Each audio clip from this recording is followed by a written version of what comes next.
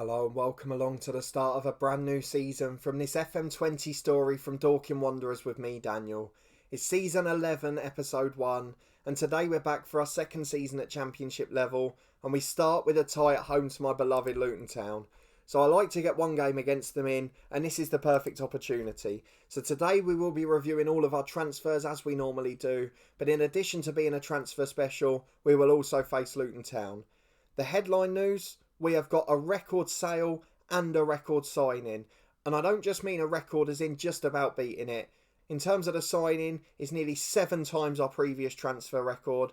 And in terms of the sale, it's nearly 3 times our previous transfer record. So we are talking massive numbers for the first time in this series. We've also been able to make some moves off the pitch largely due to this transfer business. And actually, aside from that, it's been a pretty frustrating summer. We've had to make some sacrifices because of things we want to achieve, and all will become clear on that front in a minute. But firstly, I've started on this screen to avoid any spoilers, and again to reiterate the fact we're ground sharing with Crawley, our games keep getting moved to Sundays, and we'll keep missing out on the first chance.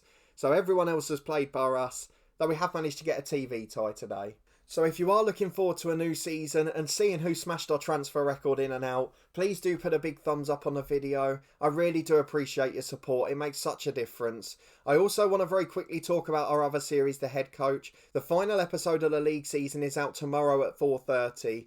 2 games to decide whether we achieve something special or not.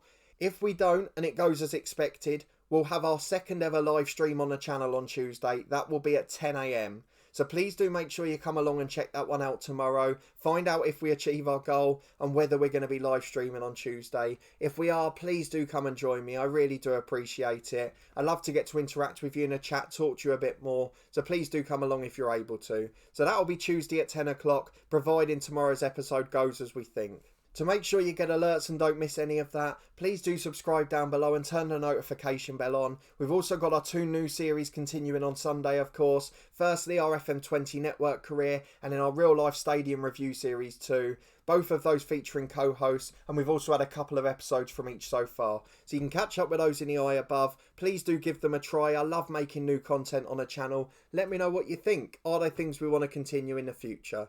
But either way, today it's all about Dorking Wanderers. It's a massive transfer special, a big record sale, a big record signing, and a reunion with my beloved Luton Town. So let's go and look at the transfers, and we'll start as always with the release players. There we go then. Not a massive list, just the 3 going out permanently. Harvey Roux, who came back from a loan, 17 appearances in 3 seasons, and obviously spent last year out on loan at Wrexham. He's not good enough for this level. We signed him as a backup in League One, and he wasn't good enough to play in the Championship. Second is a man that we do have to give a bit of credit to, Connor Jackson, our former right winger. That first half of the League One season that we won the league, he came in as a backup player and he hit the ground running. 4 goals in 24 appearances, loads of assists as well if I remember. How many did he get in the end? 3 assists too. In the Cup he got 4 goals, he was incredible. He went to Chesterfield on loan last year, played a lot of games as a backup there, and now he's gone to Burton on a free. So I'm glad that he's still playing in the Football League and he's still managed to get himself a contract. Brad Alexander's the other one who left, a young striker, not currently been snapped up. Just didn't quite reach his potential, to be honest. But let's go and have a look at the main news, and that is the transfers in and out. Have a guess down below if you want to predict who the man who's the record sale is, and we'll see if you're right. I'm going to click it now, and there is the news. We have spent £2.6 million on a player, and we have sold one of our backups for £10.5 million.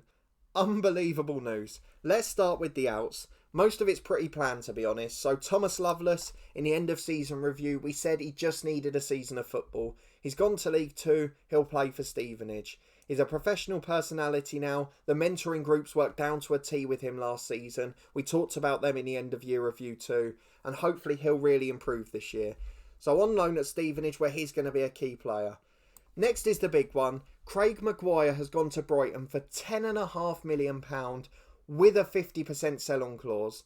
I mean, how on earth have they paid that much for him? Ironically, he's very close to joining Luton on loan, so we're not getting a reunion today, but the second fixture it may well be the case. A decent young player, he's probably going to become a good one, but he is never worth £10.5 million. So happy days, we are delighted with that deal. Third is Barry Cotter, a good servant on 2 occasions. We've bought him in for free twice, sold him on for money twice. Nearly 100 grand to Chester in League 2. Probably suits his level more at 30 years of age and just allows him to enjoy the end of his career. So thank you, Barry Cotter, for your service again and coming in and saving the day in the second half of that League 1 season. Don't forget we sold Mason Saxon for a record 4 million at the time, and Barry Cotter's the man who came in and saved us. So well done, Barry Cotter. We wish you all the best at Chester. We've then got 4 more small deals that don't really need to be talked about too much. David Aitchison was out of contract. He pre-agreed a deal with West Brom. His personality never really improved despite the mentoring, so he's going to have a second chance there. We've got Liam Morgan, who came in as a backup last January. 4th choice centre-half, never played a game for us. He's now gone to TNS for 35,000. No problem with that. Carl Carroll, last year's backup left winger, he's gone on loan to Lincoln. He needs a season of football to try and reach his potential. Again, one that didn't really benefit in the mentoring groups. Made 14 appearances, largely off the bench for us, and he's now going to get a season in League 2 as well.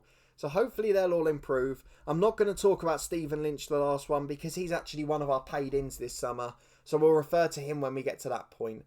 But they're the deals out. Let me know what you think. Obviously, Craig Mcguire, the only big one. And I think I've made the right decision in selling him. For 10.5 million, it means we can keep Tordoff. It meant we could sign Stropper, who we'll meet in a minute. And it's also meant we can do some big things off the pitch. So hopefully you'll all agree that that's a good decision. But in terms of the ins, bar Stropper, it looks pretty unspectacular. But I'd actually argue he might only be the 4th best sign in this window. And the top 2 are gems. So let me know if you agree as we go along. But let's go and meet them and look in more detail. Matthew Porteous has come in from Hibernian, 3-star ability, 4.5 potential, 21 years of age on a free, and more importantly, we're paying him £1,100 a week. I mean, look at his stats. 17 passing, 16 vision, 16 decision making, 18 determination, 13 stamina, pretty good, decent natural fitness, good technique and first touch. He's a brilliant midfielder. We're going to try and work on him so he can adapt his role slightly. We are going to play him as a centre midfielder on attack for now though. I feel like he could be a star for us. He's improving, he gets forward, he plays 1-2s and tries shots. If he scores a few belters from long range, he's going to be a hero very quickly here. Came from Hibernian, played on loan at Forfar, got lots of experience playing men's professional football. So hopefully that'll stand him in good stead here. But he is going to be a first team star for us. A natural replacement for Stefan Moles, I feel. Second is Colin Petrucci. He comes in from Arsenal at 18 years of age on a free. A natural right back, a natural left back. 2.5 ability, 5-star potential. Again, only 1,000 a week. So he's going to be the first choice backup on the right because we kept Lewis James on loan, of course. But I feel like he could be something special. We had Mason Saxon leave for 4 million. Petrucci's better than him. Loads of clubs want him on loan, but he's not going anywhere for now. We want to adapt him, get his personality up this season. Then he can go on loan next year if he's not near the team. But good tackling, good pace, stamina, fitness. He's got all the basics. We just need to improve that positioning a bit. And I feel like he could be a really good fullback. So 2 very strong young signings there. Both on free agent deals. And I think they're going to be potential superstars that we could sell on for 1 million, 2, 3 or 4. Third is the first paid transfer of the summer. It was pre-agreed in May like the other 2. Stephen Lynch from Crusaders. So you can see he's gone on loan to Preston. He's 23 years of age. We've had 105,000 for him. A 23-year-old Northern Irish under-21 international. Again, a solid fullback. A good personality and one that will probably improve with football at a higher level. He's played 200 games in the first team for Crusaders. But it's not the best standard of football in this game. So he's going to League 1, he's already had a brilliant first game at Preston, and he's going to be playing first team football at a really good level. They're paying all of his £5,000 a week, and he's going to be a good player in the future. If not, we'll certainly make a profit on him, and Preston will want to sign him for more than we've paid. So I'm really happy with that. He's also actually played at Dungannon, who those of you who followed in FM20 will remember early in the head coach. Dungannon, the first club we actually managed from outside of England on this channel, I think. In fact, that might be a lie. I think it might have been Ross County. But either way, one of the first. So he's gone on loan to Preston, where I think he's going to have a really good year. And again, a very low risk deal. Fourth, probably the best signing of the summer. We didn't keep John Webb. You saw that we had an inquiry for him as we went past the transfer centre screen. But we have used our loan spot for another centre-half. And that man is Mitchell Baker from Chelsea. Our highest paid player, 10.5 grand a week on his loan deal. He's a centre-half and wonder kid. England under-21 international, 4-star ability, 5-star potential. Parsons had a month injury over the summer and he started to struggle in training in pre-season, so I see Baker as a partner for Jack Walker, who is improving very quickly. Fairly professional, a wonder kid, what more can you want? I mean, he is a sensational centre-half. I think he's probably Premier League ready, but we're lucky to have his services for this season. So that's an absolutely brilliant deal, as I hope is the one for Michael Stropper. Our record signing at 2.6 million, mainly because we couldn't get Ben Barrett in. Pompey happy to sell him for 400 grand, but he wanted 20,000 a week, which wasn't happening. So instead, we've gone for Michael Stropper. A big deal, but he's now worth 7.25 million. 3.5 ability, 4.5 potential, 23 years of age, an Italian under 21 international. Played 5 games for Milan, 3 games for Inter before that. He is going to be a superstar. We do have a couple of reservations early on though. He doesn't speak English, so we've got him working on that. He's only got a balanced personality, so we're trying to get him in a mentoring group just before his personality and his character increases his influence. But otherwise, all the stats are good. 16 in the air, 16 reflexes, good kicking, good positioning, good at one-on-ones, decent handling. Communication's good once he learns the language. I think he's going to be a really special signing. What I am sure of, and the reason I was happy to commit the money to him, is I feel like we'll make a profit regardless. And the other reason I paid big for him, if you remember back in FM19, and to be fair before in other series as well, we've had to go big to get goalkeepers. I think at Torquay, if I remember, we paid about 14 million for a keeper from Hibs, who was just solid Premier League standard. So I think 2.5 for this guy could be brilliant. But at the moment as it stands, he's not special for the money we've paid, but he could be very special and make us a huge profit. So fingers crossed on that front. As we go along, let me know what you think of these guys, of course. You can see further down, we've actually got a returning hero too. But on to the last two. Fraser Cotleo, I think that is. Let me know how to pronounce it if I'm wrong. Is our penultimate signing. A backup striker to replace John Webb. Very similar stats actually. Slightly better in acceleration, slightly less good finishing. 2.5 ability, 3.5 potential, left-footed just like Brendan Lindsay, so keeps the runs familiar for the midfield players, an advanced forward on attack as natural, and due to injuries he's actually going to play this first game today. So we're going to get to see what he's like. I'm not overwhelmed with him, but he has got potential. He's scored goals at every level he's played. So he got 12 in League 1 for Bristol Rovers, 14 in League 2 for Colchester, 10 in League 1 for Blackpool. He came through at Leeds with John Webb, and I feel like he's going to be a decent pro. So hopefully he'll improve, hopefully he'll nick the odd goal, and he'll be an able deputy when without Lindsay like today. And then finally, a name you may remember. Probably from me complaining about him most of the time actually. Joe Thompson comes in from St Mirren, 180 grand. We were desperate for a backup left winger. We had no one to play behind Aaron White, whose loan thankfully we extended. 6.5 grand a week, 2.5 ability, 3-star potential. We're probably paying him slightly too much for what he's worth. We'd probably usually pay our backups around 5 grand a week at most.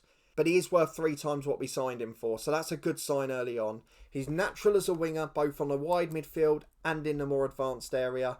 And he's strong on attack as well. So I'm hoping he'll be a good deputy. Another permanent signing, so off the bench we can use him at any time. He's already played 63 games for the club, knows a few of our players pretty well. He also played the same amount of games for St Mirren, so he's got plenty of experience at 25, and I think he's going to be a decent solid squad player. So they're the signings and sales this summer. Obviously the big news is Craig Mcguire leaving, and the fact that we've smashed our transfer record. But I actually think Porteous, Petrucci and Baker could be the stars this season. Mitchell Baker on loan in particular, a wonderful signing. Let's go and see if that plays out on the pitch. Let me know what you think of those transfers as we go and head into our first game of the season. The unfortunate news is we have got some dynamics problems. Tordoff was disappointed I didn't make him captain. So as a result, a few players have sided with him. I've tried to do the old individual chats, get them back on board. But otherwise, the dynamics are still pretty good. So Dorking Wanderers v Luton Town. I'm playing against the club I support, and it is going to be a cracker. We've never won against them in 2 previous appearances. Let's see if we can break that duck today. Here's our 11 and 18. We've had some injury problems in pre-season. Brendan Lindsay not quite fit to make the squad today. Council's not match fit. He was back about a week ago from a month out, and Tordoff is just back, so he won't make 90 minutes today. But here's our squad in full. Stropper making his debut in goal. Thomas and James staying at fullback with Baker and Walker at centre-half. Porteous in central midfield. You can see that slightly changed duty there. He's playing alongside Tordoff. And then we've got Council and White on the wings. McLaughlin still in the number 10 role. And Cotleo comes in for his debut up front. McLaughlin signed a new deal. Matthew Smith signed a new deal, more importantly. So we've pretty much kept our squad intact here. A lot of the young players on the bench, the stars. Tommy Parks from last season, who was out on loan, of course. Adrian Bentley, George Burns, Shane Thompson, the fullback. And Grant Parsons, who'd had a difficult summer. But that's the 11 and 18. Let me know what you think's going to happen as we head into the first game of the season against Luton. Okay, 4-2-3-1 for Luton. A lot of regen, so a very young side like our own. They've got Ben Williams at left back, Armstrong over on the right wing, the regen Ramsey in the number 10 role. Galloway still there on the bench. He'll probably feature in tomorrow's episode, actually. And otherwise, it should be a well-contested game. Again, we've got this silly thing of the sellout with an empty stand sitting there in the background. Loads of empty seats in that view as well. So why on earth is it listed as a sellout? But either way, into the first half, similar tactics to last year. Just Lewis James on the right wing pushing forward slightly more. An overlapping fullback hoping to get involved. Let's see if it makes a difference into this one. Well, 25 minutes gone and we're seeing the first highlight. We've had most of the possession, we've had all the shots, but none of them on target. And here are Luton at left back, just playing it out from the back comfortably. Ben Williams staying in possession. Goes back to his centre half, Knowles. So much time on the ball. He goes long, good interception by Baker, and it finds Aaron White.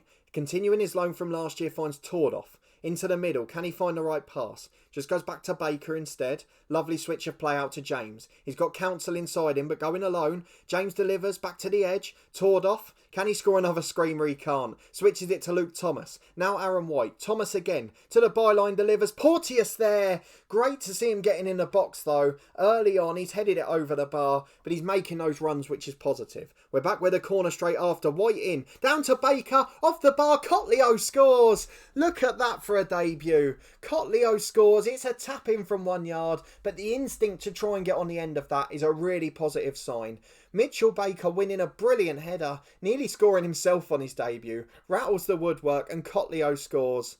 What a start to the season this is. We're back with another throw on the right hand side. James plays a 1-2 with McLaughlin. The right back really relishing this more attacking duty, I say as he loses possession. Baker wins a header, but it only falls for Ramsey. Oh, he skinned Jack Walker. He's in one-on-one. It's a good save and well cleared. Brilliant work. Stropper making a save now. All of the new players making an impression. It's a corner to Luton, so make sure we defend it first. Ramsey delivers, headed away by James. Falls for McLaughlin, who hoofs it clear.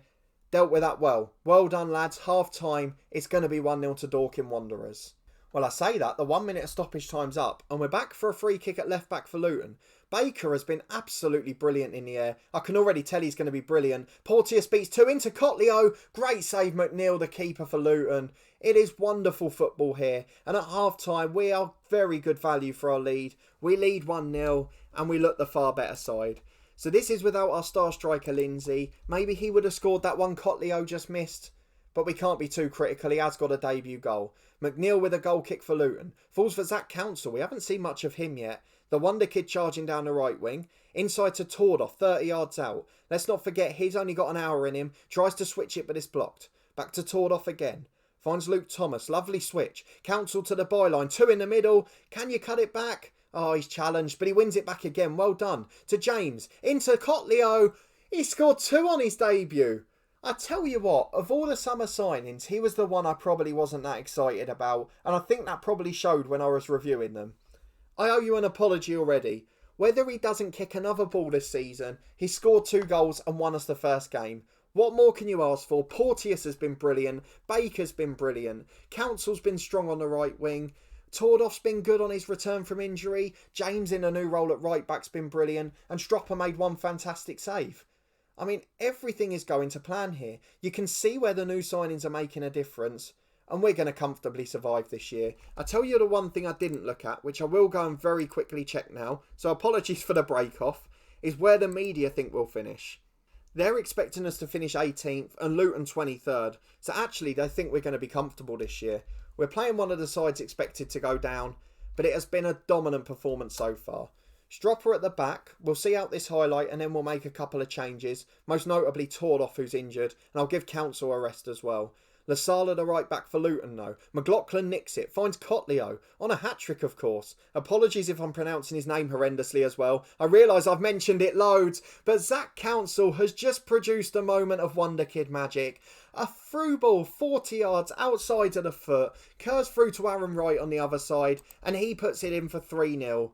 What a performance this has been. We're going to make some changes with a quarter left. Porteous will drop into the deep line playmaker role. Tordoff's going to be replaced by Adrian Bentley, another one of those brilliant youngsters last year. He likes to be a central midfielder but on a support duty. We're happy to oblige with that. Tommy Parks I'd like to get on, and then Shane Thompson potentially as well. So let's just give it 5 more minutes and we'll gradually introduce them into the game.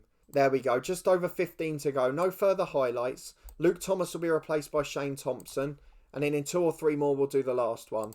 So there we go. Zach Council, not quite match fit. He'll be replaced by Tommy Parks. What an impression he's made though. Mitchell Baker with a yellow card, but he's had a wonderful game. And this has been the perfect start to the season. It would have been anyway with the win. It would have been anyway with our new striker getting a debut goal, or a debut brace as it is. And Aaron White's matched him. A free kick from the edge of the box that's stunning. And this has been the best part. The players that we've kept out of last year's loan deals and the players that we've bought in or bought back from loans have all made an impact. The new signings have been stunning. We have been emphatic. And Dorking Wanderers have won 4-0 against Luton Town. So what a great bit of news, and it's not even going to stop there, because now I'm going to show you the off-the-pitch news. So a brilliant start to the season. The media of course say we're dominant too, and Cotleo on his debut is going to get praise. But I've got to talk about the reason we weren't quite so explosive in the transfer window, why we saved most of that Craig Mcguire money, and why we sold a couple of others as well. If we go to the club vision, you can see exactly why. The board have agreed to build a new stadium. It is going to take 2 years planning and probably another 2 to build. So it's probably 4 years away. Hopefully that will coincide with us making the Premier League, and then we'll be able to push and maybe just about reach the top before the end of this cycle. We've got about 6 months until FM21, providing it's all normal with of course the current lockdown and situation. And as a result, I think we can get to season 20. That should be 5 or 6 years in a new stadium and a real chance for us to get some glory at the end. We're also improving the youth facilities, and we've also upped the junior coaching and youth recruitment again. So things are really starting to look up with Dorking. Unfortunately, those improvements haven't reflected in our youth intakes yet. They've still been pretty poor across the board. And I've just noticed a criticism here. Have a look at those manager performance criticisms. Concerned about the finances involved in a deal to sell Mcguire. £10.5 million. We also sold on the sell-on clauses for Robinson and Everett, who we sold in January. That was a combined 900,000 extra as well. What on earth are they complaining about there? But I'm not going to let that bog me down. I was quite pleased with the transfer window. I thought the players we got were good. And I'm really convinced now. I know we played a relegation rival at home, but it was the manner of the win. We were emphatic. We were brilliant. And Cotleo may well be a superstar. And he's the one we didn't expect out of the signings. So let me know in the comments what you thought of the signings, what you thought of the performance, and where you think we're going to finish this year. If you did enjoy the episode, please put a thumbs up on the video. I hope you enjoyed the big transfer special. The game itself was entertaining. And of course, all of the big news, including the stadium. It is a massive moment in this series. And I feel like this episode might be one we look back on in the future, when we've reached the top and had some glory. If you haven't already, subscribe to the channel below for alerts as all the new episodes come out. This one will be back on Monday with our second episode of the season. We'll probably leave it around a month, maybe come back for that Leeds game there. That's a big game at the start of September. And of course we've got a few of their former players now as well. We've also got our head coach series tomorrow, a crucial end to the season. And depending on the outcome of that, we may well have our live stream on Tuesday at 10 AM. So please do pop along tomorrow, see if the episode goes as expected. And then if you can join me on Tuesday morning, it really would be greatly appreciated. Finally, we've got our 2 new series continuing on Sunday, our FM20 Network Career and our Stadium Review series, both featuring a co-host of course. You can catch up with the first couple of episodes of those in the eye above. There's a link to both playlists there. But a massive thank you for your continued support with the series. I'm really looking forward to this season now. I hope you are too, and I'll see you next time on Monday from this one.